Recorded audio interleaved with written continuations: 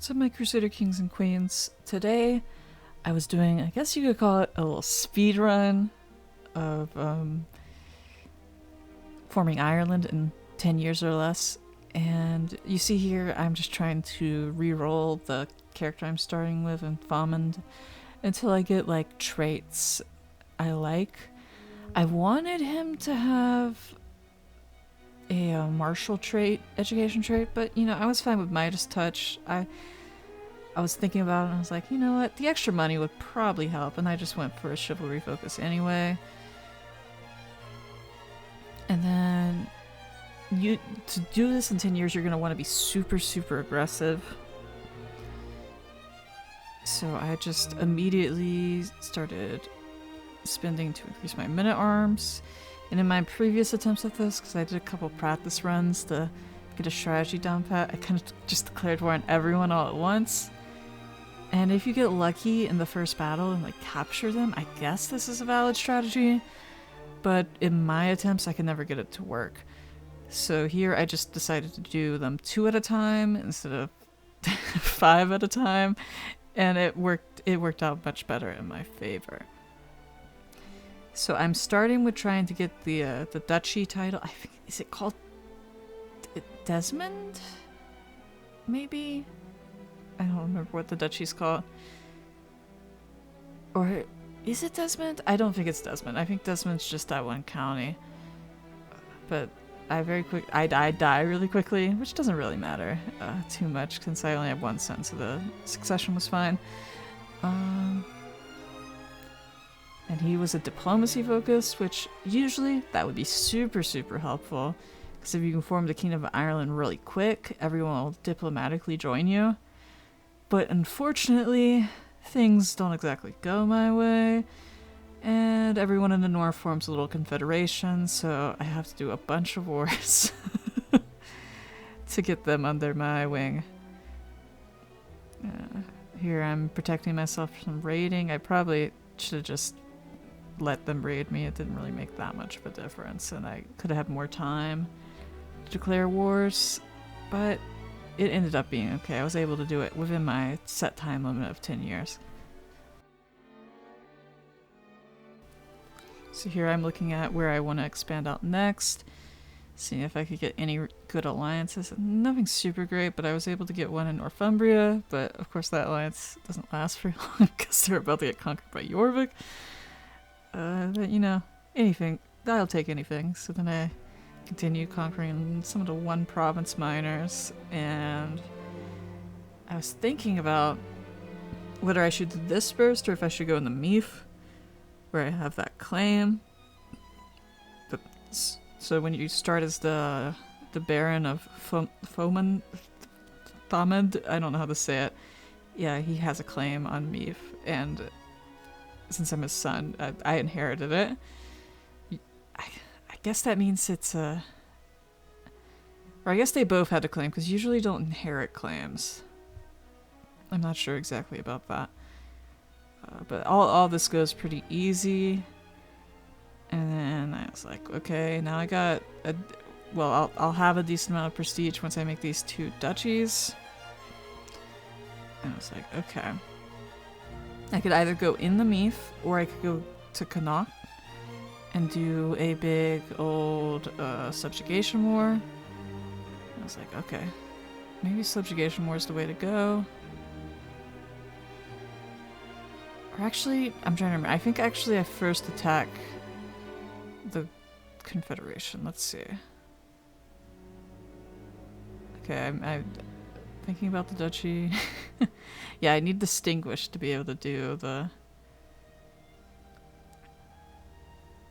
vassalization. There we go. Okay. Yep. Then I just needed some more prestige, and I got really lucky. I got this event where I just immediately got the exact amount of prestige I needed, and I was like, okay, hell yeah. He sends us a letter, and then we immediately attack him and destroy him. You know, that... I guess the lesson is don't send me a letter. And this war is pretty easy. Not really too much to talk about. It's just we siege down his capital and we win. And our next step was attacking the now kind of annoyingly big confederation that I have to deal with. And, you know, oh, this was also a time, this hurt my time. One of the confederation members was at war with Connaught when I had it, so I had to finish that war before I could declare another war, which was a little annoying, but in the end it was okay.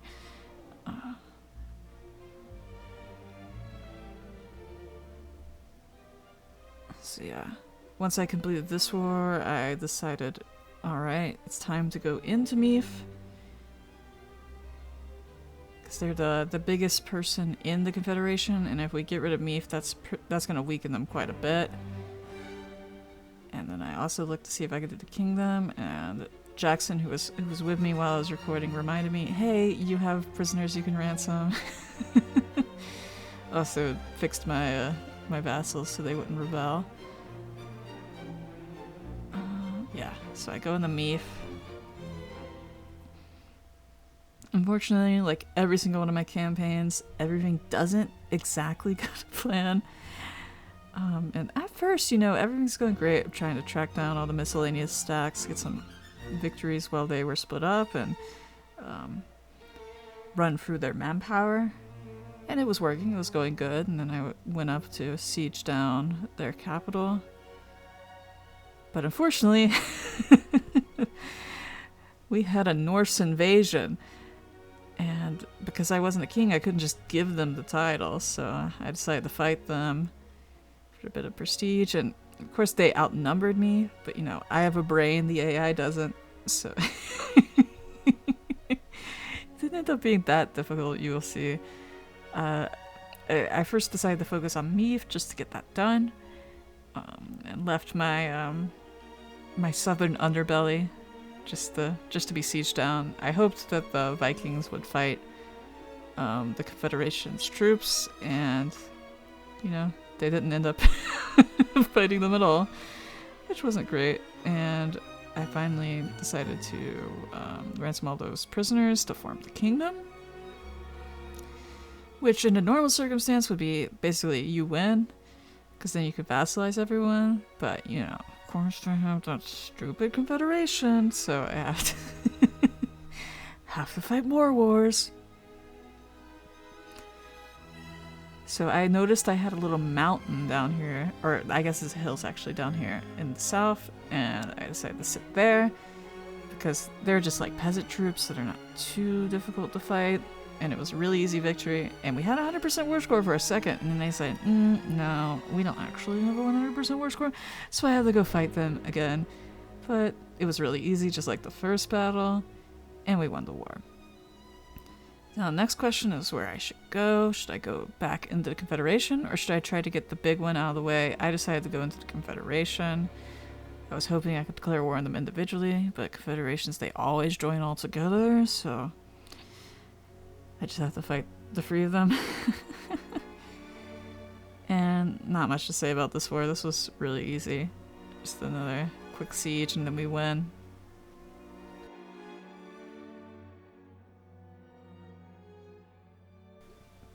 So with that victory, I decided, you know what? Let's just finish them off. Or actually, no, I didn't have enough prestige, so the first thing I did was I went into Sutkavar.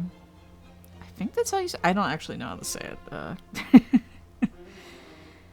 The Viking place. So I took theology focus just to get some more piety. And then I went into Sudrajar? Something like that. Yeah. They're compared to everything else in Ireland, they're the real big fish, because everyone else is kind of weak. But they have a bunch of event soldiers, which makes it kind of annoying sometimes to fight them.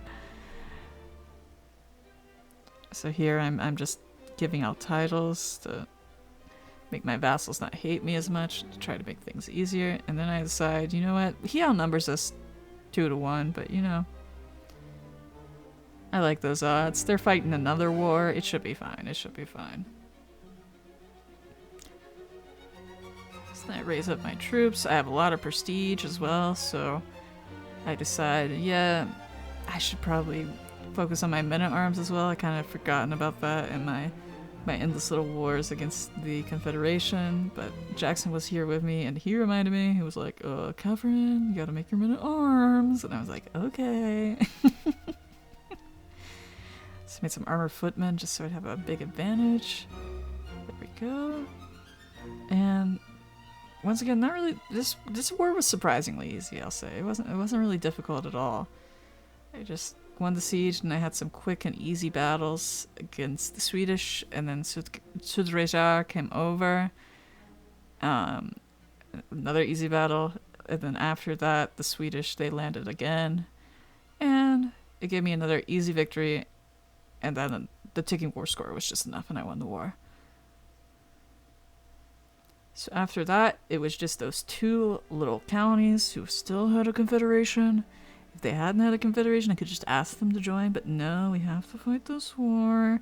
Nothing can be easy in this world. Yeah. I decided to go for Ulster. There was no real reason behind this decision. I could have done either. I just was like, you know what, Ulster, you're the one. And once I defeated Ulster, it was really helpful actually, because it got rid of the Confederation.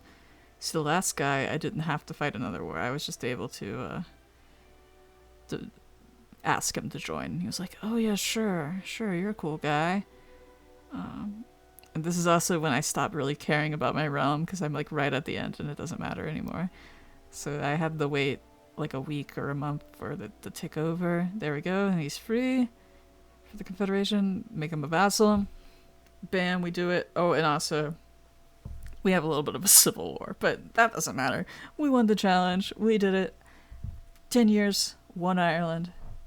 Huge.